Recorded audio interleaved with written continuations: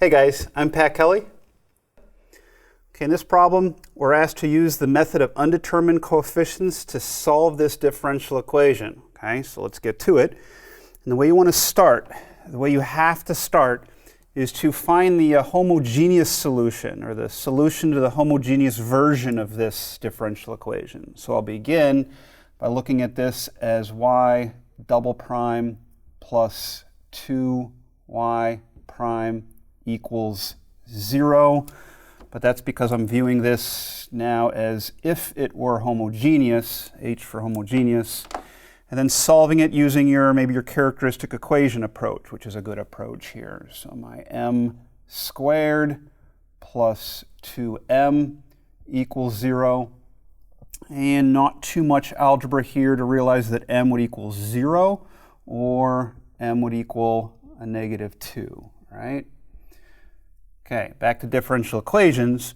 What those solutions to your characteristic equation tell you is what y would equal, careful, specifically, y sub h. This would be your solution to the homogeneous version. C1, some unknown coefficient, but then these solutions to your characteristic equation go up in the exponent of e as a coefficient. But if it's e to the 0 power, that's just 1.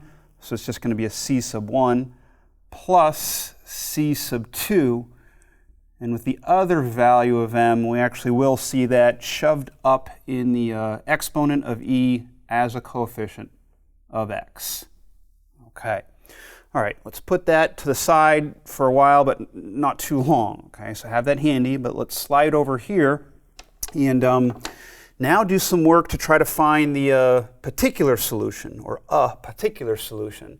And where that comes from is your capital F of x. Write that to start. Is your capital F of x is always just whatever's over here on the right side of the equation when your y and y prime and y double prime are on the other side. So for me, just e to the minus 2x power. Okay? And what we do from that, what we get from that, is that will imply for me what my y sub p might look like. My particular solution should look like a generic version of this. So I would say something like, I'll use capital A. That's the generic part of it, and that's the unknown coefficient. That's why this is called the method of undetermined coefficients, is I don't know that. We'll figure it out. But to make it generic of this, it's going to be an unknown coefficient times that e raised to the same power, minus 2x. Okay, take a quick breath, but this is really important, so make sure you catch it.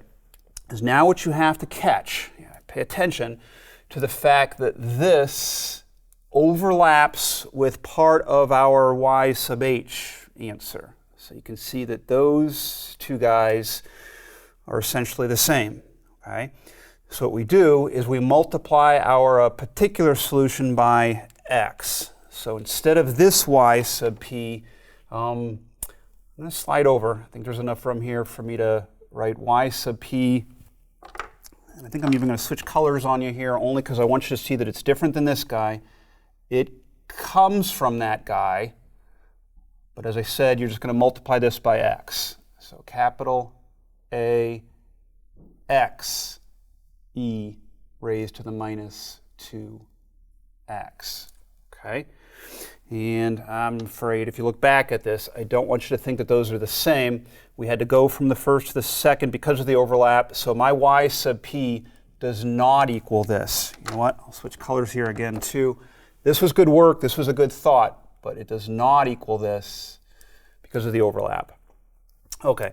So let's work with our orange version of y sub p.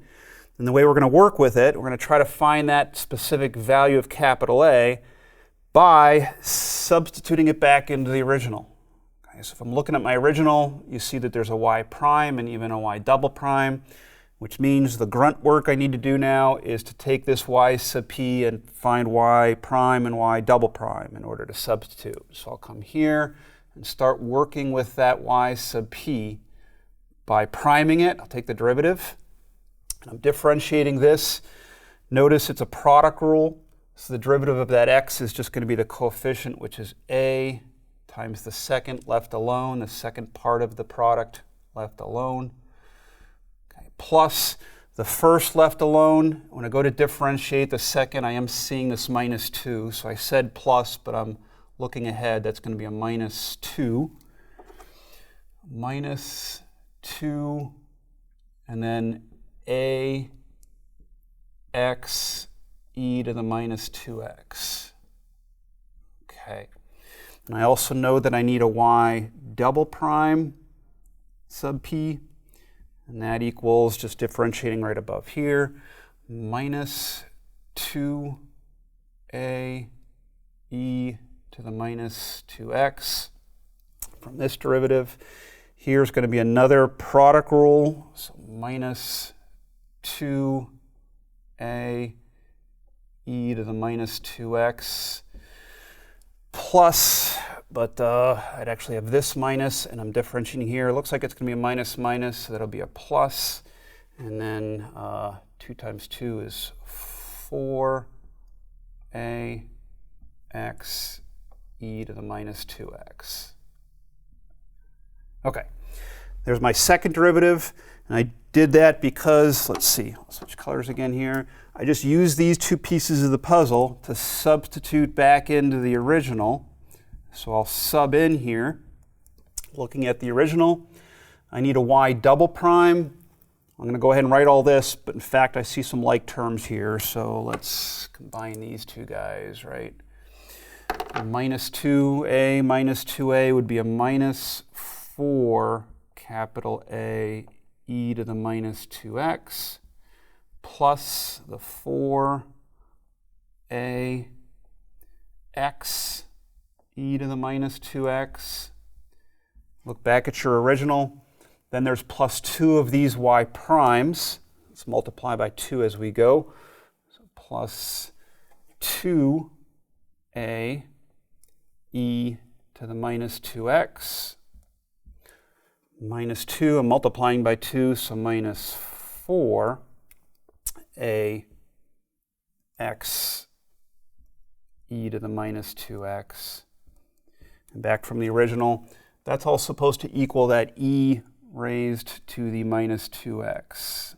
So let me try to indicate that here, that what we're doing is one of our balancing games here. This must equal that. Okay. All right, this is actually nice that I see a 4ax e to the minus 2x and a minus one of those, so those are going to subtract out. So all I'm really looking at is actually these are like terms as well, minus 4 of these plus 2 of those, so minus 2a e to the minus 2x, and that still must equal e to the minus 2x. Still trying to balance. You can see the balancing here is that your coefficients minus 2a is going to equal the coefficient of 1. So a will equal a minus 1/2. Look good? So that tells me that's the undetermined coefficient. Actually, we determined it. The a is a negative 1/2 right there. So let me slide over here just for some space for our final answer.